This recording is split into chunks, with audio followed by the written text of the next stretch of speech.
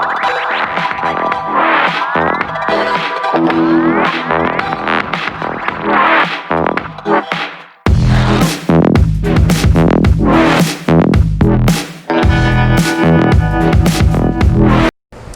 वालेकुम प्यारे बच्चों, आज हम स्टार्ट करने जा रहे हैं 5 क्लास का सेकंड चैप्टर का सेकंड लेक्चर। ठीक है, फर्स्ट लेक्चर में हमने पढ़ा था रिप्रोडक्शन क्या होती है, सेक्सुअल रिप्रोडक्शन क्या होती है, एसेक्सुअल रिप्रोडक्शन क्या होती है, आर्टिफिशियल रिप्रोडक्शन क्या होती है। दरअसल एसेक्सुअल रिप्रोडक्शन आर्टिफिशियल रिप्रोडक्शन में ही इंक्लूड होती है।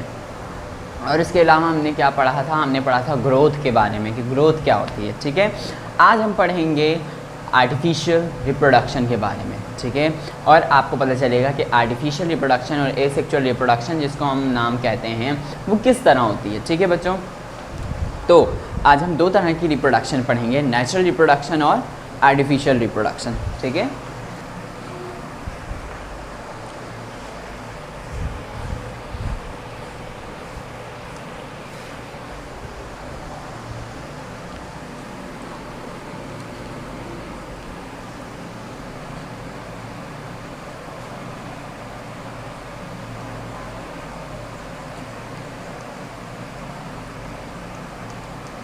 सबसे पहले बात करते हैं नेचुरल रिप्रोडक्शन की। जब हम नेचुरल रिप्रोडक्शन की बात करते हैं बच्चों, तो हमारे जहन में एक बात आती है कि नेचुरल रिप्रोडक्शन जो होती है वो दरअसल सेक्सुअल रिप्रोडक्शन होती है। ठीक है, ऐसी रिप्रोडक्शन जो खुद ब खुद हो जाती है, कुदरती तौर पर हो जाती है, वो कौन सी रिप्रोडक्शन है, वो नेचुरल रिप्रोडक्शन है। बात समझ में आ रही है।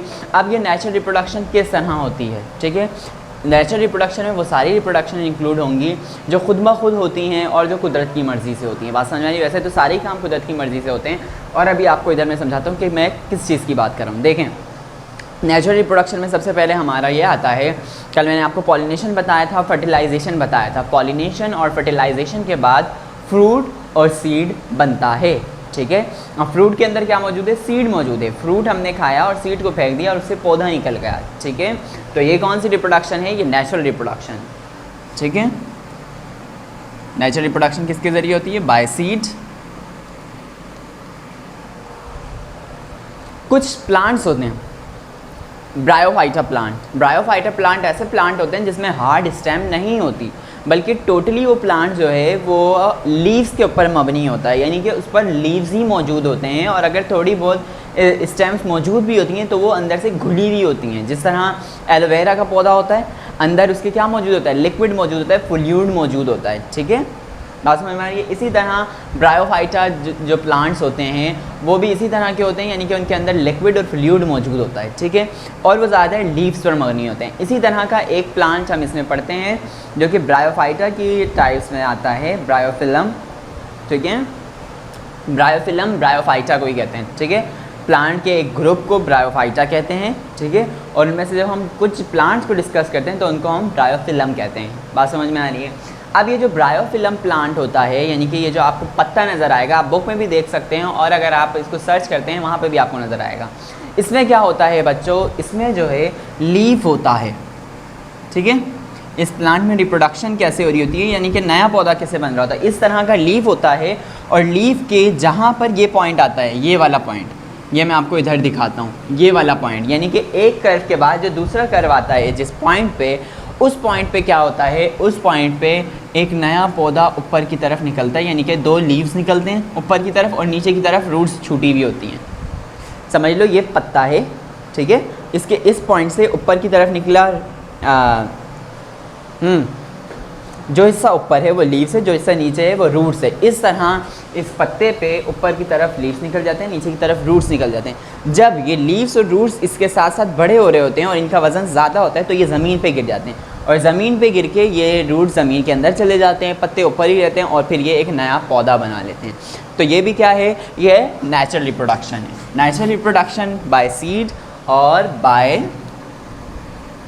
लीफ हुई।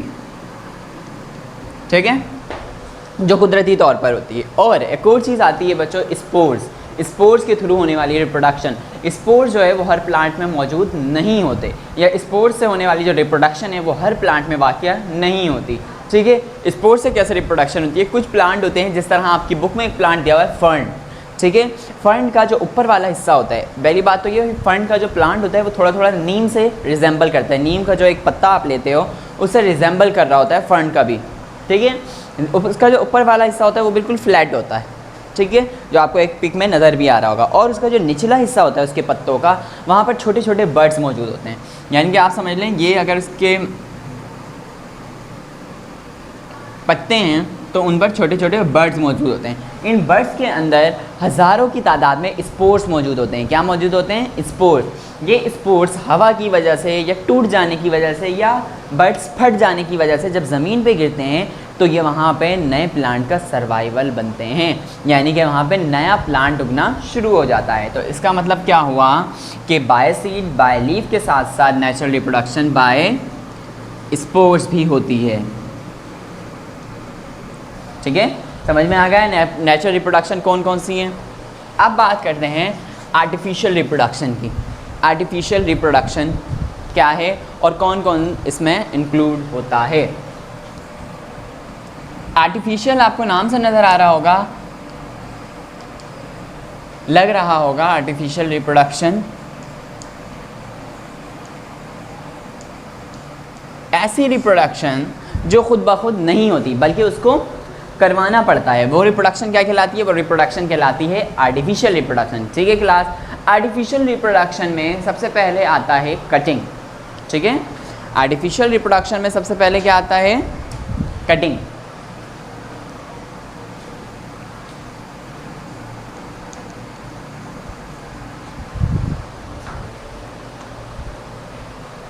ठीक है।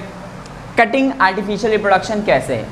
एक प्लांट लिया आपने, ठीक है, रोज़ का प्लांट। कटिंग जो है वो रोज़ के प्लांट में करवाया जाता है। रोज़ का एक प्लांट लिया, ठीक है। वो प्लांट कैसा था ज़रा इधर गौर करें। ये रोज़ का एक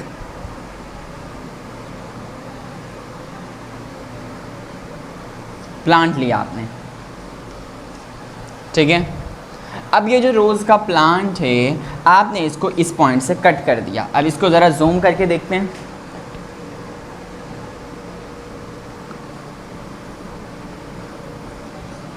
आपने इस पॉइंट से कट कर दिया, ये वाला हिस्सा यहीं रहने दिया, ये वाला हिस्सा दूसरी जगह लगा दिया। एक वक्त आएगा ये जो इस रूट वाला हिस्सा था इसमें से स्टेम निकलने लगेगी, ठीक है, और ये अपने ऊपर एक नया पौधा बना लेगा, एक नया रोज़ का प्लांट उगा लेगा। और इधर क्या होगा? सबसे पहले रूट्स अराइज़ होंगी और रूट्स अराइज़ होने के बाद थोड़े दिन बाद ये पूरा पौधा बन चुका होगा। 1 से 2 प्लांट हो गए, पर क्या ये खुद ही हुआ? नहीं, इसको हमने करवाया। तो ऐसी रिप्रोडक्शन जो कि हम करवाते हैं, जो कि आर्टिफिशियली होती है, वो क्या है? वो आर्टिफिशियल रिप्रोडक्शन कहलाती है। पौधों की तादाद भी बढ़ गई, ठीक है, और इनको कुछ करना भी नहीं पड़ा, बल्कि हमने इसको काटा और काट कर लगाया। बस ये जो हमारा काम है कि हमने ऊपर वाले से काट के यहाँ लगाया और 2 प्लांट में, एक प्लांट को 2 प्लांट में कन्वर्ट कर दिया। करने वाली तो अल्लाह ताला की ज़ात है, लेकिन ज़रिया हम बने, ठीक है। ये जो ज़रिया बनना है हमारा, यही इस प्रोसेस को क्या कहलाता है कि ये आर्टिफिशियल रिप्रोडक्शन है, ठीक है क्लास। क्लियर हो गई बात कि कटिंग जो है वो किस तरह होती है। और इसके अलावा आर्टिफिशियल रिप्रोडक्शन में और भी दूसरी चीज़ें आती हैं, जैसे कि ग्राफ्टिंग। ग्राफ्टिंग आई थिंक आपकी बुक में नहीं है, सही है, पर क्योंकि हम आर्टिफिशियल रिप्रोडक्शन पढ़ रहे हैं तो ग्राफ्टिंग बताना ज़रूरी है। ग्राफ्टिंग में क्या होता है? प्लांट की अच्छी वैरायटी लेने के लिए, ठीक है, अच्छी से अच्छी वैरायटी लेने के लिए प्लांट की, हम प्लांट को कट करते हैं।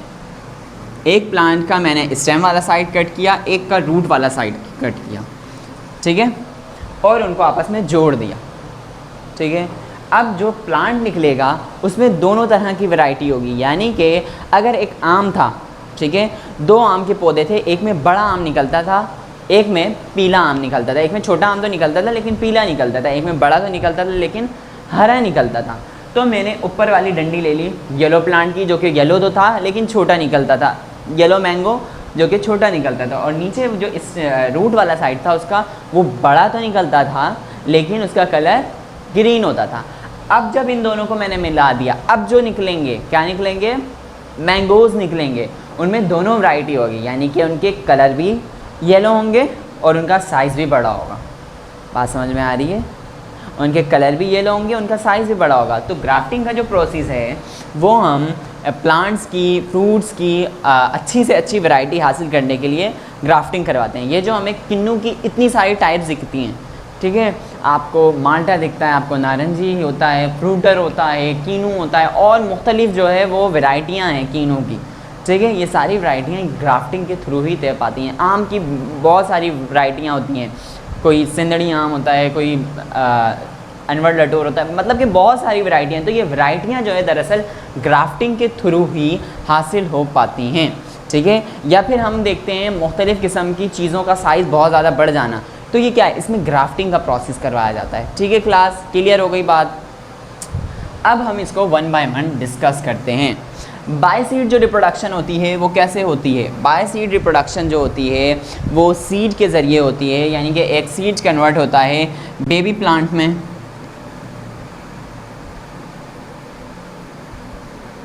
ठीक है। उसके बाद बेबी प्लांट बन जाता है बिग प्लांट,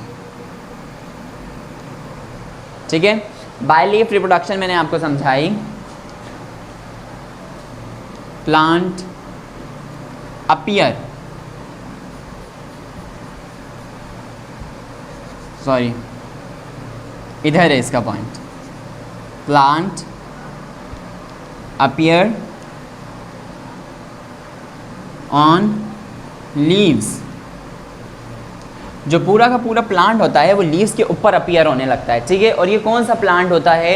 ये कोई सदाबहार का पौधा, और आमतौर पे जो हमें पौधे नज़र आ रहे होते हैं ये वो प्लांट नहीं होते, बल्कि ये सिर्फ और सिर्फ ब्रायोफिलम प्लांट होता है।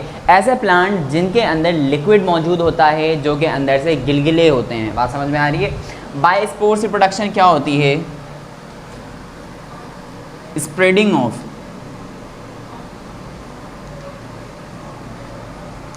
spores cause the formation of new plant। Biospores reproduction कैसे होती है? स्प्रेडिंग। स्प्रेडिंग क्या है? स्प्रेडिंग का मतलब होता है फैल जाना। स्पोर्स जब एनवायरनमेंट में ज़मीन पर फैल जाते हैं तो उसकी वजह से क्या होता है? फॉर्मेशन होने लगती है, यानी बनने लगता है। कौन बनने लगता है? नया पौधा। आज समझ में आ रही है? जिस तरह सीड में रिप्रोडक्शन होती है उसी तरह स्पोर्स में भी रिप्रोडक्शन होती है, ठीक है। बात समझ में आ रही है? लेकिन स्पोर्स क्योंकि बहुत छोटा होता है, सही है, इसकी रिप्रोडक्शन की टाइप थोड़ी सी चेंज होती है, यानी कि इसमें आपको बाकायदा रूट्स और शूट सिस्टम वाज़ा तौर पे नज़र नहीं आ रहा होता एक वक्त तक, सही है। जबकि जो हमारा सीड होता है उसमें एट अ टाइम हमें रूट और शूट अराइज होता हुआ नज़र आ रहा होता है। अब बात करते हैं आर्टिफिशियल रिप्रोडक्शन की, ठीक है। आर्टिफिशियल रिप्रोडक्शन में सबसे पहला पॉइंट है कटिंग। कटिंग क्या है? दरअसल कटिंग है ऐसा प्रोसेस जिससे हम एक प्लांट को दो हिस्सों में काट कर और उसको दो जगह लगा दें, सही है। तो क्या हुआ? एक प्लांट से दूसरा प्लांट बन गया। बात समझ में आ रही है? तो ये आर्टिफिशियल रिप्रोडक्शन है। क्यों? क्योंकि इसमें प्लांट को कोई मेहनत नहीं करनी पड़ी, सही है, बल्कि हमने उसको काट कर दूसरी जगह लगाया और वो वहाँ पे अराइज होगा, सही है। एक और बात कि ये जो खसूसियत है कटिंग, ये हर प्लांट में होना आसान नहीं है, यानी कि ये आसानी से हर प्लांट में नहीं हो पाती। कुछ मखसूस प्लांट्स होते हैं जिनमें ये हो पाती है, हर प्लांट में कटिंग का प्रोसेस नहीं हो पाता है।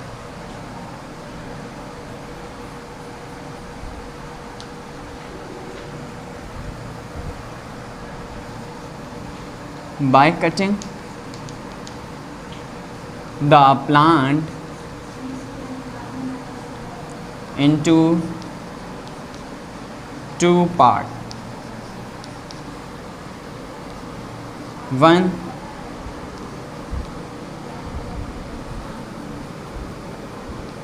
part have roots and other one have a stem, but both appear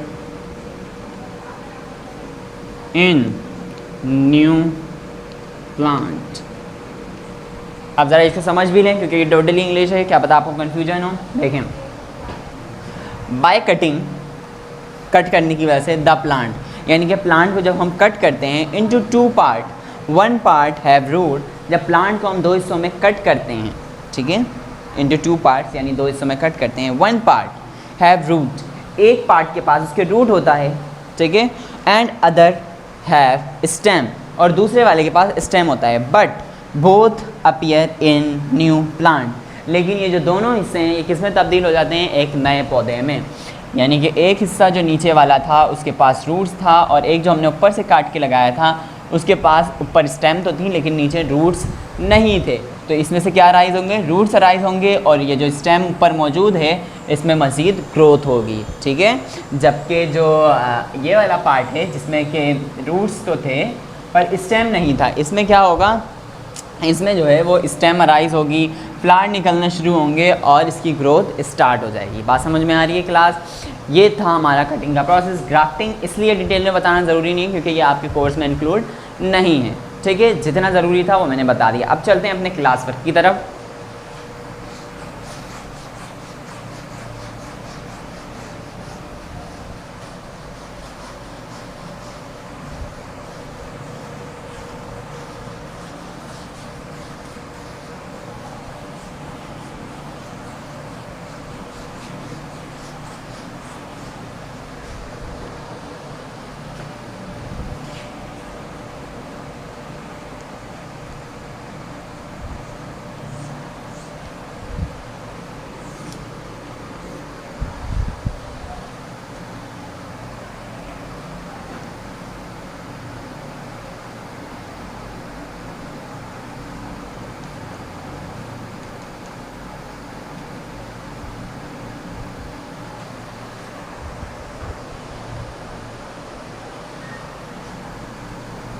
sorry,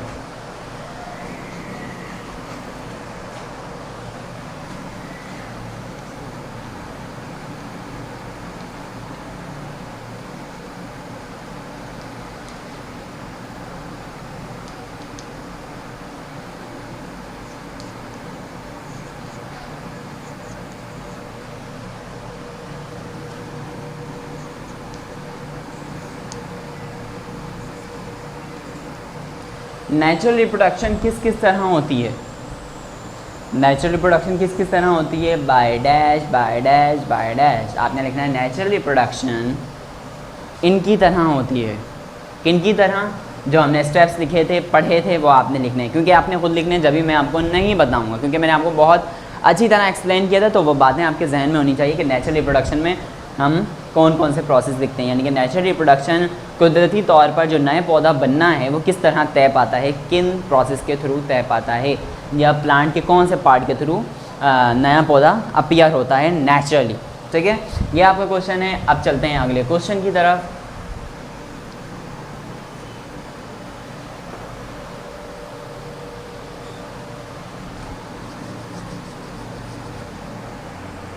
अगला क्वेश्चन है आपका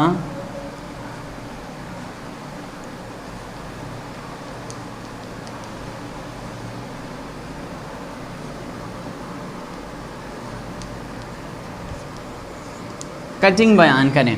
देखो, कटिंग में सबसे पहले आपने बताना है कि कौन सी रिप्रोडक्शन है, ये आर्टिफिशियल रिप्रोडक्शन है, ठीक है, और ये इस आर्टिफिशियल रिप्रोडक्शन में कटिंग में क्या हो रहा होता है, किस तरह हम प्लांट को कट करते हैं, किस तरह उसको लगाते हैं, आपने अपने ओन वर्ड्स में बताना है। आप इससे लेक्चर की भी हेल्प ले सकते हो और उसके अलावा अपने बुक की भी हेल्प ले सकते हो, ठीक है। ये दो क्वेश्चन हैं हमारे क्लास वर्क में, ठीक है। अब चलते हैं होमवर्क की तरफ। क्वेश्चंस कंप्लीट करके फिर होमवर्क नोट डाउन किया करें, ठीक है क्लास।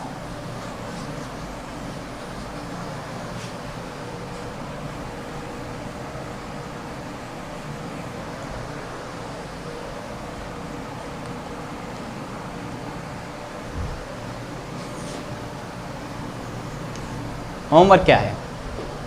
होमवर्क बहुत ही सिंपल है।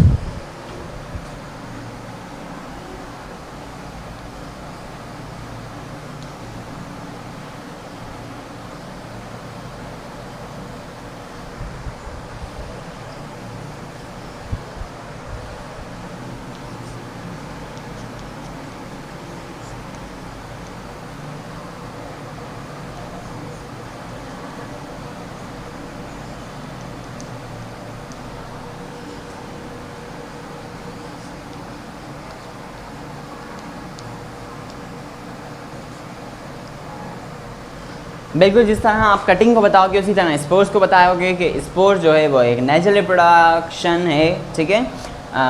वैसे तो ये आपका होमवर्क है पर मैं आपको गाइड कर दूँ, ठीक है। तो आपने ये बताना है कि ये नेचुरल रिप्रोडक्शन में इंक्लूड है, और स्पोर्स में रिप्रोडक्शन कैसे होती है आपने ये नहीं बताना कि स्पोर्स ज़मीन के अंदर जाते हैं फिर रूट अराइज होती है फिर शूट अराइज होता है, नहीं, बल्कि आपने सिंपल ये बताना है कि स्पोर्स लीव्स के ऊपर मौजूद होते हैं। और कौन से प्लांट के लीव्स हमने पढ़े?